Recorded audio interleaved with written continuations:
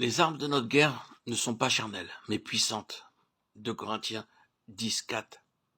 On peut avoir compris ce qu'était le service, mais bien peu ce qu'est la lutte, et spécialement le conflit dans le service. La guerre que nous expérimentons jusqu'à maintenant consiste le plus souvent à résister dans nos tentations et à remporter la victoire sur le péché. Mais avec les lumières qui nous sont données, cette question de victoire personnelle doit être une question réglée par tous ceux qui sont au service de Dieu.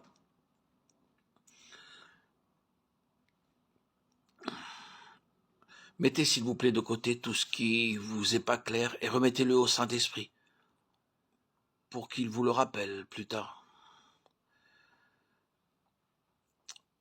Le Saint-Esprit me donne le pouvoir de le saisir. Cette parole me sauve la vie. Il est naturel que vous désiriez tout comprendre, mais il vaut mieux que vous ne saisissiez pas tout par votre intelligence et que vous laissiez le Seigneur y placer ce dont il pourra se servir plus tard. Ces choses, ces pensées vous reviendront quand vous en aurez besoin, si vous ne les chassez pas en les discutant et en les disséquant. La semence de la vérité doit être déposée dans l'intelligence et rester en repos tranquillement, jusqu'à ce qu'elle y prenne vie et nous soit appliquée par l'Esprit de Dieu. Le Saint-Esprit nous donne le pouvoir de saisir. Cette guerre n'est pas une guerre terrestre. Ce n'est pas non plus entièrement une lutte contre les tentations. Une guerre qui consiste à vaincre un certain péché. C'est le combat de celui qui est uni au Seigneur ressuscité, revêtu des vêtements lumineux, de l'armure entière de Dieu. Car Dieu a créé pour revêtir ses rachetés.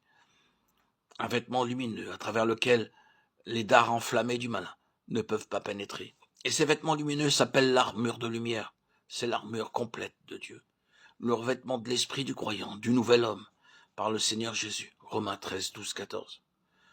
Ceci dit, c'est la guerre de l'esprit dans le domaine spirituel. Ceux qui vivent encore de la vie de l'âme, c'est-à-dire qui sont encore ce que l'Écriture appelle hommes naturels, ne comprennent pas cela. Vous leur parlez et ils ne comprennent pas votre langage. Il y a 2 sphères absolument séparées. La vie victorieuse vécue sur terre et la guerre victorieuse dans la sphère invisible. Celle qui unit au vainqueur et dans sa victoire remporte la victoire sur les forces invisibles des puissances des ténèbres. L'Esprit de Dieu est à l'œuvre dans l'Église pour amener le corps de Christ. Je veux dire expérimentalement, car il est déjà de fait dans la sphère céleste, la sphère que Paul connaissait et où il vivait. Nous avons si peu réalisé ceci que nous y sommes comme des étrangers, ne connaissant ni bornes, ni frontières, et par conséquent, ignorant le chemin.